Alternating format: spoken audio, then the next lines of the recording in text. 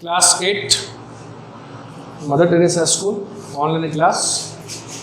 अपन ने जो सरल ब्याज, चक्रवृद्धि ब्याज, लाभ हानि, परसेंट ज्ञात करना, लाभ हानि ज्ञात करना, ये चैप्टर कंप्लीट कर लिया। तो आज हम शुरू कर रहे हैं वो है समलंब चतुर्भुज। ये मैंने यहाँ बनाया, ये क्या बनाया, समलंब चतुर्भुज बनाया।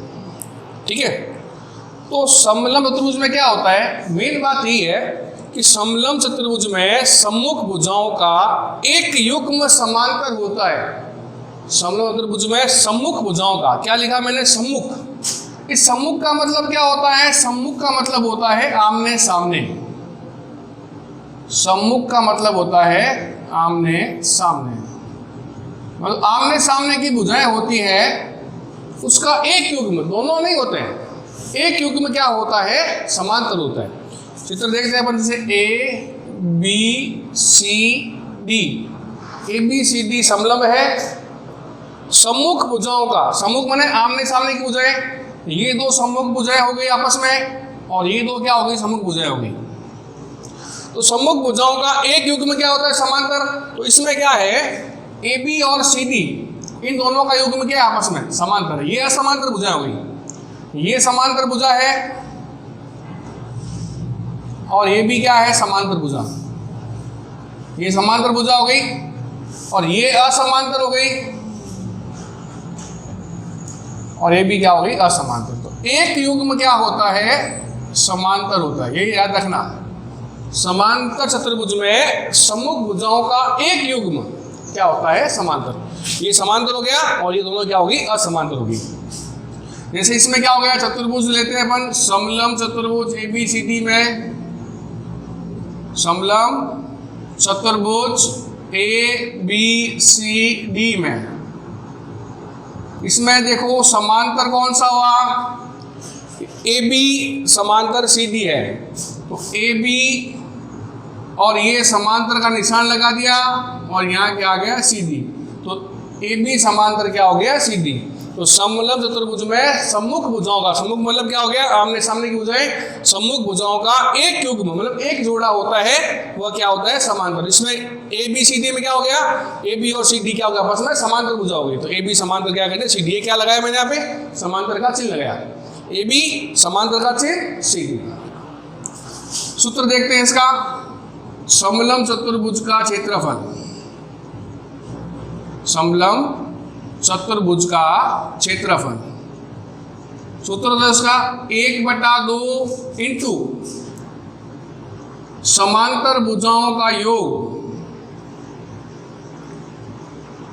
1/2 इंटू समांतर भुजाओं का योग इंटू बीच की दूरी, समांतर भुजाओं का योग इंटू बीच की दूरी। अब यहाँ बीच की दूरी बोल दो इसको, चाहे बोल दो ऊंचाई, एक ही बात है। 1/2 इंटू समांतर भुजाओं का योग इंटू बीच की दूरी लिखो, चाहे ऊंचाई लिखो, बात एक ही है। अब ये बीच की दूरी कौन सी होती है, ये जो हिस्सा है, ये इसमें बीच की दूरी में आ जाएगा, इधर से तो एक ही बात है। ये हिस्सा है, ये किस में आएगा, बीच की दूरी कह दो इसको भले, या कह दो ऊंचाई।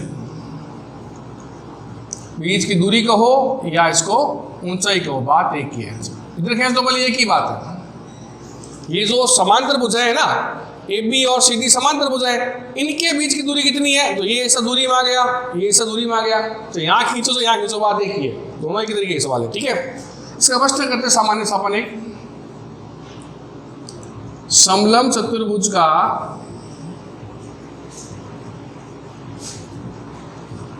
क्षेत्रफल ज्ञात कीजिए। समलंब चतुर्भुज का क्षेत्रफल ज्ञात कीजिए जिसकी समांतर भुजाएं, जिसकी समांतर भुजाएं 6 सेमी व 8 सेमी है, और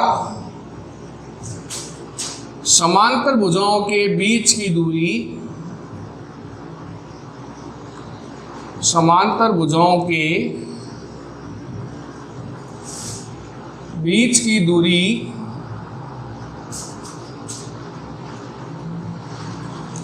दस सेमी है। ये प्रश्न है, हल करना है। प्रश्न पढ़ो पहले, क्या लिखा हुआ है? समलंब चतुर्भुज का क्षेत्रफल ज्ञात कीजिए। याद क्या करना है? समलंब चतुर्भुज का क्षेत्रफल ज्ञात करना है। क्या दिया हुआ है? जिसकी समांतर भुजाएं 6 सेमी और 8 सेमी है। क्या दी हुई है? समांतर भुजाएं कितनी दी हुई है? 6 और 8। और समांतर भुजाओं के बीच की दूरी कितनी? 10 सेमी है। समांतर भुजाओं के बीच की दूरी कितनी है? 10 सेमी। चित्र बना लेते पहले इसका अपन। ये बना लिया अपन ने समलंब चतुर्भुज। नाम देते इसको ए बी सी डी, दे दिया नाम इसको। अब ये कह रहे हैं समांतर भुजाएं 6 सेमी व 8 सेमी है। तो 6 सेमी छोटी भुजा है, यहाँ 6 सेमी आ गया।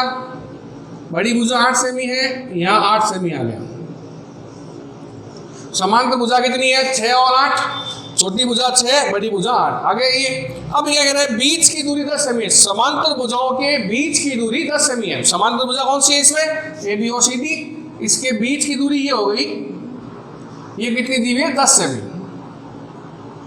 कितनी दी हुई है? 10 सेमी। आ गया। हल करते हैं इसको अपन। अब सबसे पहले आ गया समांतर भुजाएं। समांतर भुजाएं कितनी है?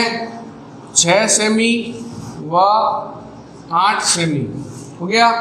अब बीच की दूरी, बीच की दूरी कितनी है? 10 सेमी। समांतर भुजा कितनी है? 6 सेमी 8 सेमी। दूरी कितनी है बीच की? 10 सेमी। याद क्या करना है? समलंब चतुर्भुज का क्षेत्रफल। याद क्या करना है अपने को? समलंब चतुर्भुज का क्षेत्रफल याद करना है। तो समलंब चतुर्भुज का क्षेत्रफल सूत्र क्या आएगा? 1/2 इंटू समांतर भुजाओं का योग। 1/2 इंटू समांतर भुजाओं का योग इंटू बीच की दूरी। 1/2 इंटू समांतर भुजाओं का योग इंटू बीच की दूरी। ये क्या आ गया? समलंब चतुर्भुज का क्षेत्रफल आ गया। क्या किया अपन ने? समलंब चतुर्भुज का क्षेत्रफल क्या आया? 1/2 इंटू समांतर भुजाओं का योग इंटू बीच की दूरी। 1/2 इंटू समांतर भुजाओं का योग इंटू बीच की दूरी। क्या सूत्र है ये इसका? ये समलंब चतुर्भुज का क्षेत्रफल क्या होगा? 1/2 इंटू समांतर भुजाओं का योग इंटू बीच की दूरी। तो 1/2 इंटू समांतर भुजाओं का योग। समांतर भुजा कितनी है? 6 सेमी 8 सेमी। तो 6 + 8 इंटू बीच की दूरी कितनी है? 10 सेमी। यहाँ कितना आ गया? 10। ठीक है। 1/2 इंटू समांतर भुजाओं का योग। समांतर भुजा कितनी है? 6 सेमी 8 सेमी। तो 1/2 इंटू 6 + 8 इंटू बीच की दूरी। दूरी कितनी है? 10 सेमी। इंटू क्या कर दिया अपन ने? 10 कर दिया। हो गया। तो अब दोनों को जोड़ लो पहले। तो 1/2 इंटू 8 + 6 करो, कितना हो गया? 14। 14 इंटू 10 हो गया। अब काट लो, कट रहा है उसको 2 से काटो 14 बार। कटना कितनी बार कटेगा? 2 से 14। 2 से 14 कट गया 7 बार। कट गया। अब क्या बच गया? 7 इंटू 10। 7 इंटू 10 कितना आ गया? 70। 70 वर्ग सेमी। ये क्या आ गया? समलंब चतुर्भुज का क्षेत्रफल आ गया। कितना आया? 70 वर्ग सेमी।